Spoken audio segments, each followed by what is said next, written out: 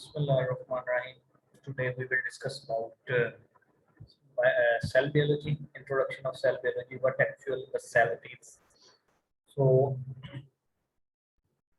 the evolution of multicellular organisms allowed cell specialization and cell replacement. In actual, the basic concept of a cell. Cell are the basic units of living organisms, living things, the basic structural and functional unit of living organism. 1 square centimeter of skin surface contains almost 100,000 of cells. If you can see your skin, uh, 1 square centimeter of your skin, you have 100,000 of cell in that specific small area. So how cell discovered?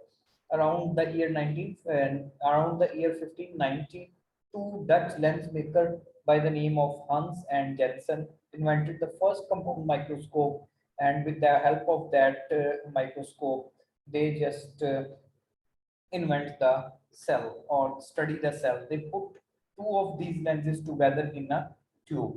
In 1665, an English scientist Robert Hooke discovered and came up with the name cell in actual we study nowadays while looking through a microscope at a piece of cork. Uh, suppose, Supposedly, the cork, which was made of dead oak tree tissue, reminded him of the small rooms that the monks lived in at the monasteries. So, in actual, cell was discovered by Robert Hooke in 1665 with the help of microscope that was invented in 1590 by two Dutch lens makers. In 1683, a Dutch scientist named Anton Van observed some of the first living cells under a simple microscope, one lens simple microscope, and named that small organism as animal cubes. It is now believed that some of the living cells he saw were actually protozoa at that time.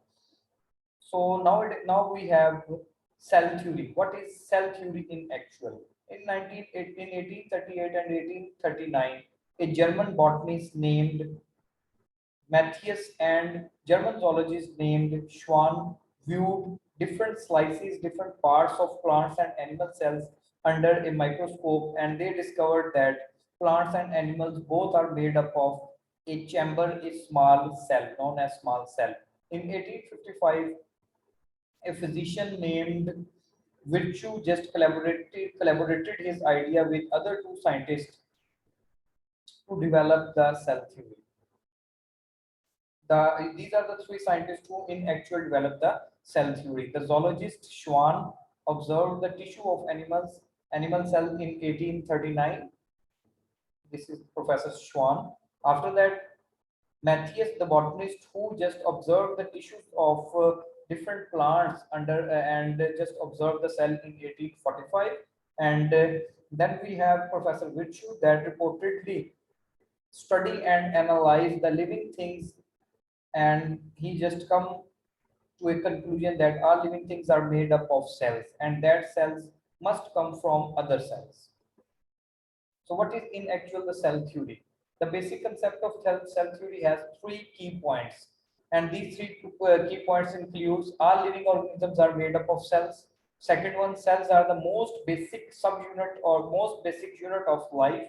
And the third one, cells only come from the division of pre-existing cells. In other words, spontaneous generation of cells does not occur. So here we can see that cell is considered as the smallest unit that has all the processes and all the essentials of life in actual. A cell in actual has a complete life. Cells are unicellular and multicellular. Unicellular cells have only one cell. Unicellular organisms has only one cell. Multicellular organisms has more than one cell. So this is the basic structure of cell we have, that has cell membrane. In cell membrane, it has a cytoplasm, and in cytoplasm we have a nucleus. Nucleus is usually present in the center of the cell, and then cell is covered by a cell membrane and filled with the cytoplasm. This is the microscope technology The discovery of the cell would not have been possible without the invention of the microscope, as every researcher and scientist just studied the cell under this microscope. Robert Hooke used this compound light microscope and just studied the cell. Modern compound light microscope use electricity nowadays for light and just magnify the images to almost 1,000 uh, times. In modern microscope, here we have modern microscopes, and we can study different organisms and different cells under this modern microscope. Modern microscope is also known as TEM, transmission electrons microscope, and SEM, scanning electron microscope. In this figure, we have this SEM, scanning electron microscope, and we just analyze any cell, any protein, relationship of protein and microorganisms, and we can magnify the specimen up to 500,000 times. One disadvantage to this, to using these microscope, is that the specimen should be dead. You cannot, it's very hard to analyze the alive organisms or specimen under this modern microscopes. Basic types of cells. We have two basic types of cells: prokaryotic cell and eukaryotic cell. Cell comes in a variety of shapes and sizes, and cells share some basic characteristics both in prokaryotic and eukaryotic cells. Cells have a common plasma membrane. Both cells also known as cell membrane. The cell membrane is the boundary which allows things into and out of the cell. According to a cell theory, living organisms are composed of cells, or a cell just came from the other cell. Exception to that cell theory, a typical example like straight muscles, giant algae, and fungal hyphae. We have the figures here to understand more. Organism consisting of only one cell carry out all functions of life in that cell. And consider the function of life in unicellular organisms like Paramecium. Here we have Paramecium and Chlamydomonas. So these are the examples of unicellular organisms. Surface area to volume ratio is important in limitation of a cell size. Multicellular organisms have properties that emerge from the interaction of their cellular components. Specialized tissues can develop by cell differentiation in multicellular organisms. However, differentiation involves the expression of different types of genes and other genomes. So we have different specialized tissues to perform cell differentiation in multicellular organisms, and human is also a multicellular organism. The capacity of a stem cell to divide and differentiate. Stem cell has the ability to differentiate in different types of other cells by different pathways, and these stem cells can be take a shape of liver cell, lung cell, and can be differentiated into any other cell in embryonic development, and also make stem cells suitable for therapeutic uses. We have different types of cells: eukaryotic cells, prokaryotic cells. In prokaryotic cells, we don't have membrane-bounded nucleus and membrane-bounded organelles. However, in eukaryotic cells, we have membrane-bounded or nucleus and membrane-bounded organelles. A nucleus is the central organelle present in the cell and has the genetic material DNA or RNA. Organelles are the organs of a cell and embedded in plasmas, basically. They are special structures and different types of shapes and structures they have, and they perform different functions to survive, to help the cell for survival. In prokaryotic cell, we have a flagella, a DNA, cytoplasm, and cell membrane. The prokaryotic cells are usually unicellular organisms like bacteria, and DNA is not found in the nucleus, and organelles are absent except ribosomes. Here we can see this in figure, that here we have cell capsule, then we have a cell wall, after that we have a cell membrane or cytoplasmic membrane, then we have everything in cytoplasm, DNA material, and all other organelles except ribosomes. However, in eukaryotic cells, we have membrane-bounded organelles like ribosomes, cytoplasmic reticulum, mitochondria, Golgi bodies, centrioles, and etc., including nucleus. Nucleus is a separate body in eukaryotic cell. Animal, plants, protists, and fungi are all eukaryotic organisms. Region of eukaryotic cell: surface of the cell for protection and communication with other cells and movement of cell all done with the help of surface of the cell. Cytoplasm has all the cellular machinery embedded inside like mitochondria, endoplasmic reticulum, and help the cell to for survival. And in nucleus, it present in the center of the cell and has all the genetic material. Here we can see that boundary and permeated barrier.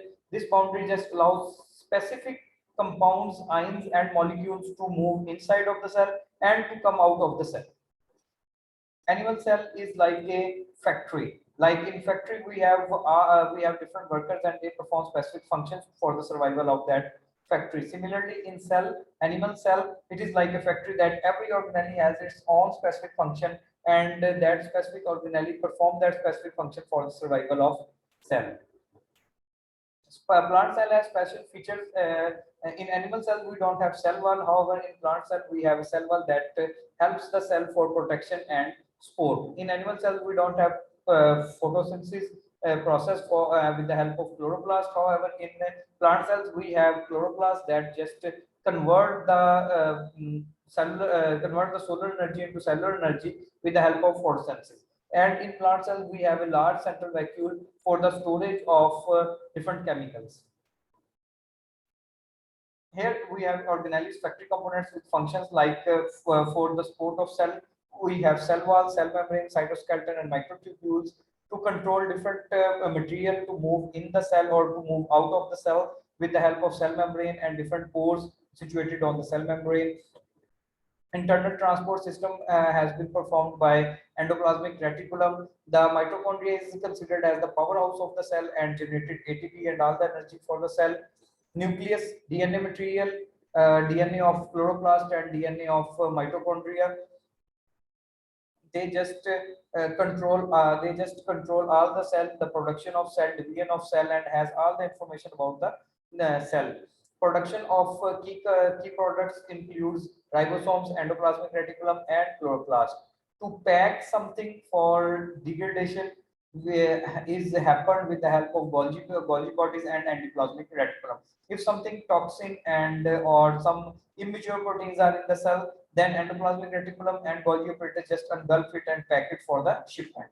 Shipment material out of the cell with the help of Golgi bodies and different vesicles. Storage of liquid and solid material in the cell is done with the help of vacuole and vesicles and plastids.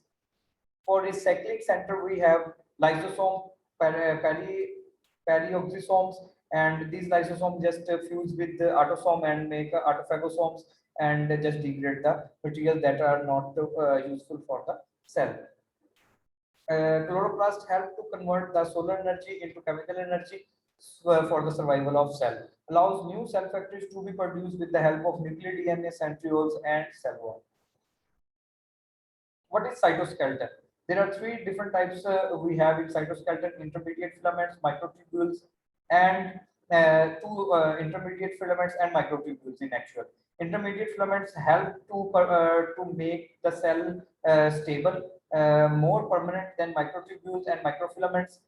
They just provide strength and power to the cell. However, microtubules are composed of tubulin and give a specific shape to the cell.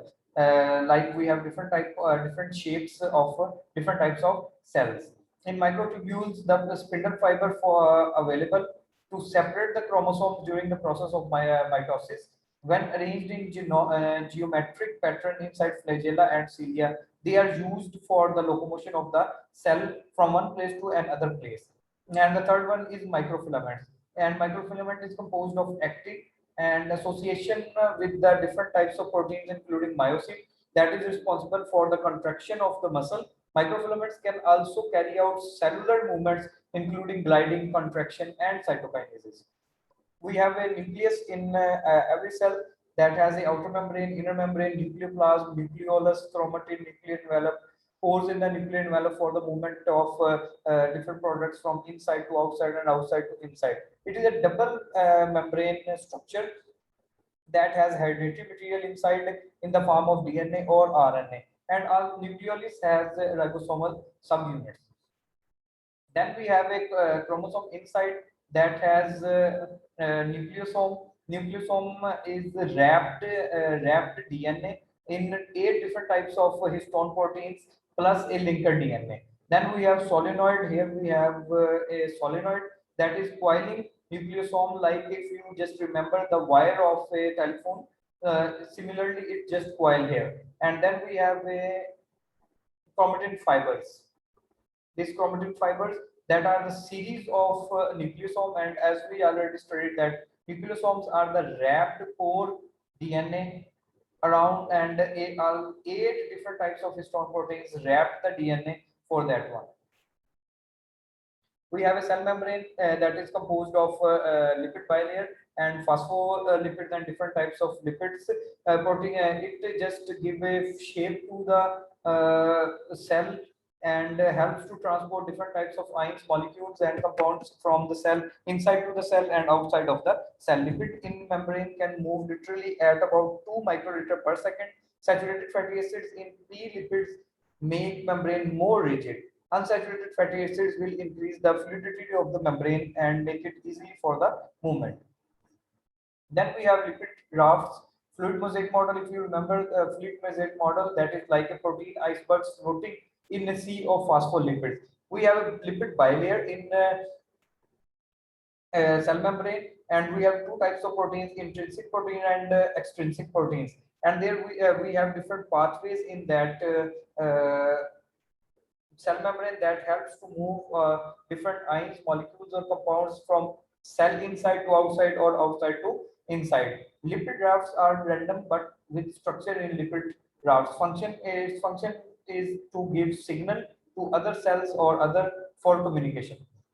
So membrane structure, the structure of biological membrane makes them fluid and dynamic. Phospholipids forms bilayers in water due to the amphipathic properties of phospholipid molecules. Membrane proteins are diverse in terms of structure, positions in the membrane, and function. Here we have lipid bilayer. You can see here it is the lipid bilayer for this side and this side. These are different types of proteins and glycolipids we have. Here we have cytoplasm, and this is the outer side of the cell. So different integral proteins are intrinsic proteins are embedded in the lipid bilayer for movement of different ions and compounds.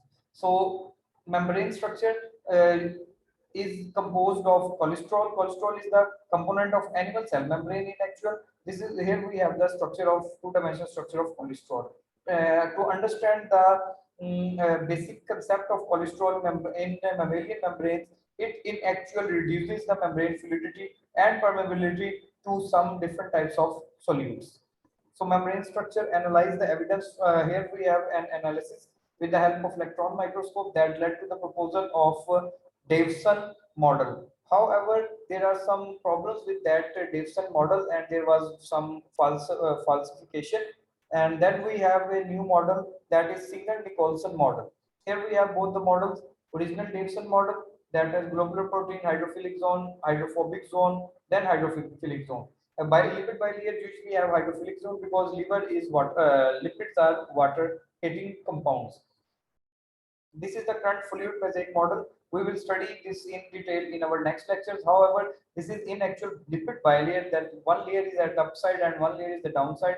Then we have different types of proteins embedded in this lipid bilayer. Some proteins just cross both the lipid bilayer. Some just cross one lipid bilayer, like from the upside or from the downside.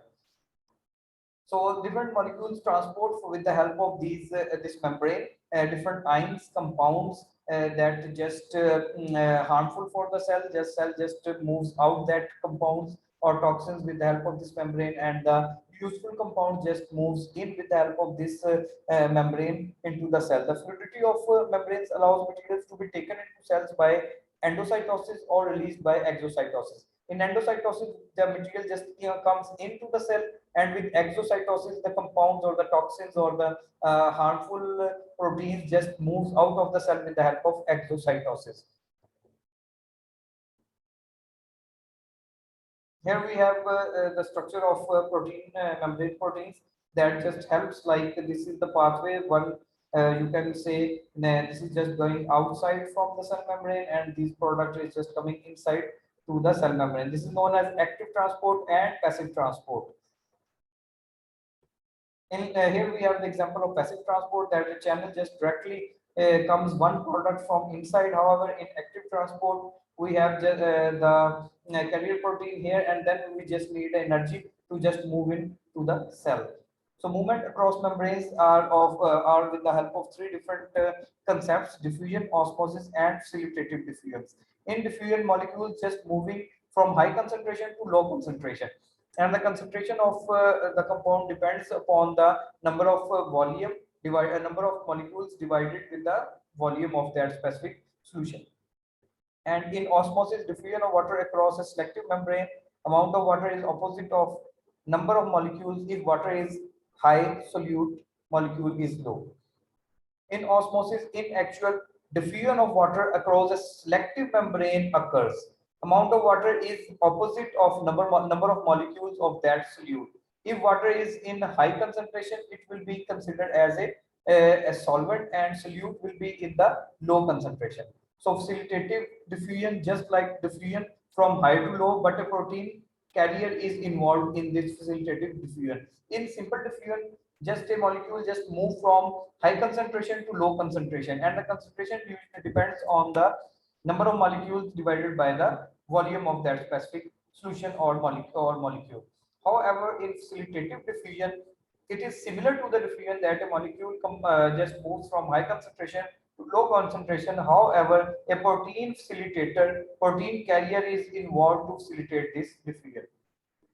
Osmosis, we have hypertonic and hypotonic isotonic osmosis. Here we have this example: high solute concentration relative to another solution is known as hypertonic osmosis. In hypotonic osmosis, low solute concentration occurs relatively to the other solution. However, in isotonic osmosis, solute concentration is the same that of the another solution. Here we have this example, that how this selective permeable just help the movement of selective compounds from one place to another place. In hypertonic, the concentration of solute will be high and the concentration of solution will be low. In hypotonic, the concentration of solute will be low. However, the concentration of solution will be high. However, in isotonic, both the concentration of solute and solution will be same. In plant cells, we have turgor pressure and plasmosis. These helps the these two concepts just help to the cell for rupturing or for the stiffness. If there will be a turgor pressure, cell usually stiffs. Here we have the cell in actual cell wall nucleus. This is the a structure of a plant cell. When plants placed in a distilled water, a cell stiffs but generally retains the shape. It just stiffs up, however will not lose its shape. However, when the cell will placed in a concentrated salt solution, cell will shrink and lose its shape. The cell wall just pulls in and can push all the compounds inside, and the cell will change its shape. In animal cells, there are different types of solution used to place that animal cells for analysis. Like this is the animal cell placed in distilled water, cell will burst and swells and just lose all the material. However, when animal cell just placed in a distilled salt concentrated solution, it shrinks and shivers, as we already studied in plant cell case. In passive transport, we don't need any type of energy. Just the as we are discussed in previous slide, that in passive transport, the molecule just move from one side to another side. Here we have the example from this channel, like simple transfusion. This is facilitated transfusion, in which a carrier protein or a facilitated protein involved. This is the simple transfusion that a molecule just moves in. This is carrier molecule as a protein, like a facilitator protein and facilitated diffusion. That is known as passive transport. However, in active transport, we need energy to push some molecule, compound, or ion from outside to the inside. This is like symport or antiport. In symport, this is here is the carrier protein, like we have here a carrier protein that facilitate. Here also we have a carrier protein, and this molecule just moves from this side to that side, and energy needs to push this compound from here to here. However, in coupled transport, these are the ions just move, these two ions just want to move from this way and from same direction. These two compounds are moving into the same direction, known as symport. However, in antiport, one compound is moving from outside to inside. However, another compound is just moving from inside to outside. Then we have endocytosis and exocytosis. As we already discussed, that exocytosis just help to moves the toxins or waste out of the cell. However, endocytosis just help to take food or beneficial material or drugs or medicines from outside of the cell to the inside of the cell. These are the different organic compounds of the body, like carbohydrates, lipids, proteins, nucleic acid, high energy compounds. In carbohydrates, we have polysaccharide, disaccharide, monosaccharides. In lipids, we have glycerol, fatty acid, triglycerides. In proteins, we have peptides and amino acids. For nucleic acids, we have RNA and DNA that are made up of nucleotides. And for energy, we have ATP, ADP that helps by generating with the help of nucleotides and phospho sugars. We have monomers, polymers, and we have different examples. Monomers, we have simple sugar. In polymers, we have polysaccharides. Examples are glucose, starch. For amino acids, we have monomer as amino acid. For amino acids, we have polymer as for proteins or polypeptides. Examples are here hemoglobin, etc. For nucleotide, we have nucleic acid, DNA, RNA, and methylglycine. For fatty acids, we have fats or triglyceride, and examples are cooking oil, butter, and all the things that have high fatty acids. Some chemical interactions we have that how from where we can get amino acids and proteins, carbohydrates, fatty acids, and how these citric acid cycles and works for generating of energy.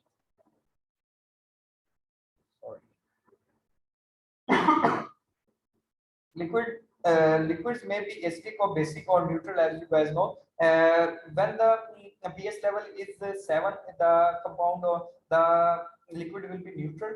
Like pure water is neutral. However, below 7 is acidic, like acid rain, tomato juice, lemon juice, stomach acid, and above from 7 is the basic, like bleach, soap, and other different chemicals.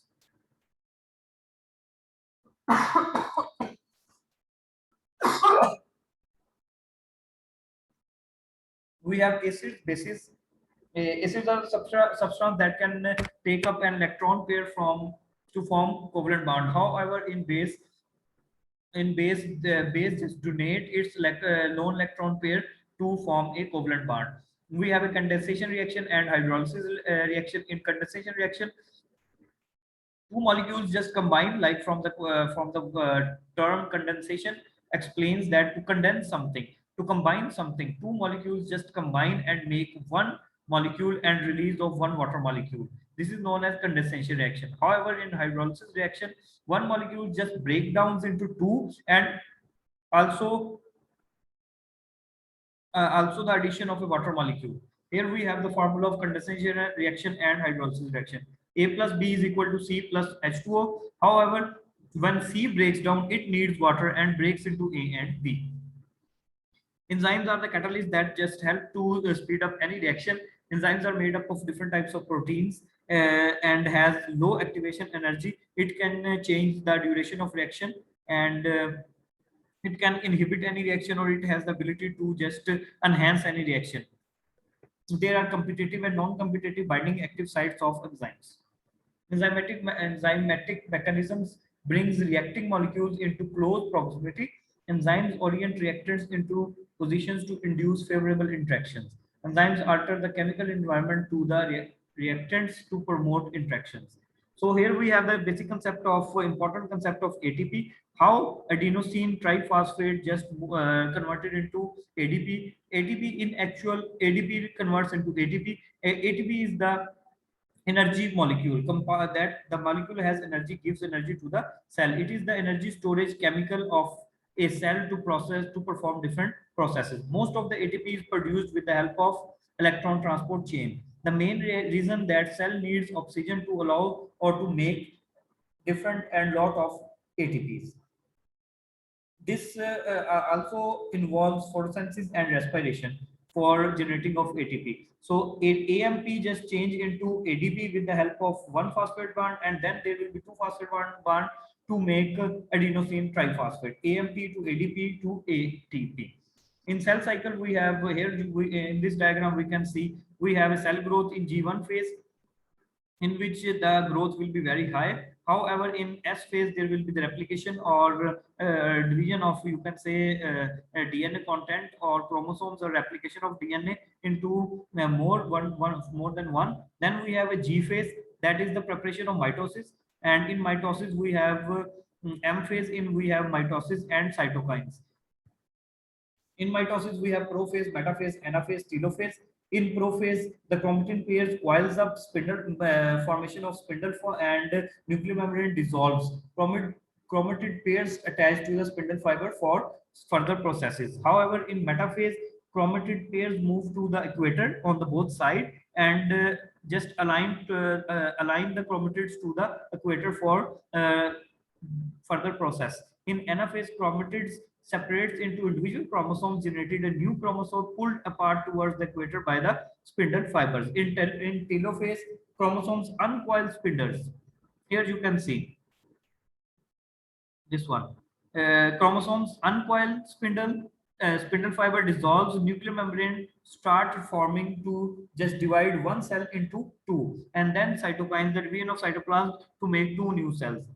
In A, we have prophase, in which the chromatins just pairs the coils, make the spindle fiber, and break the nuclear membrane, so the chromatin pairs can easily attach to the spindle fiber. Here in B, we are on metaphase, in which the chromatid pair moves to the equator. Here we can see the chromatins are moved to the equators and just try to align towards the equators. In C, this chromatid separates into individual chromosomes. Here you can see just separates into the different into individual chromosomes and pull towards the equators and just make a connection.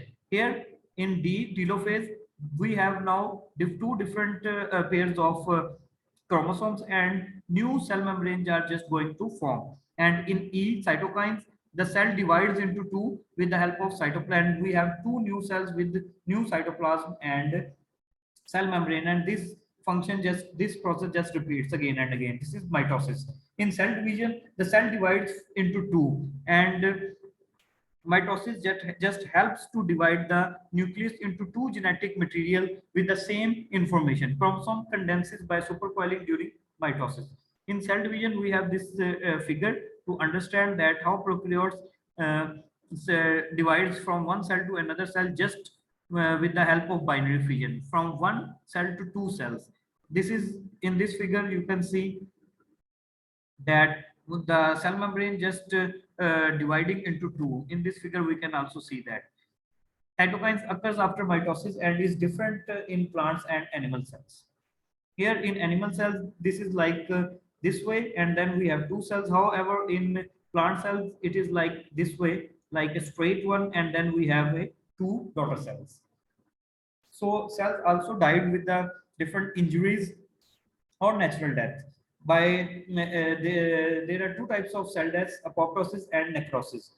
In necrosis, the uncontrolled cell death occur, and it should be lethal. It is very dangerous. It usually happens with the help by some injury, by serious damage, some cut, or some type of serious injury. However, in apoptosis, there is a programmed cell death in cell, and the cell that is not of much benefit just wash out. The harmful material from the cells or the substances just washed out with the help of cell elimination.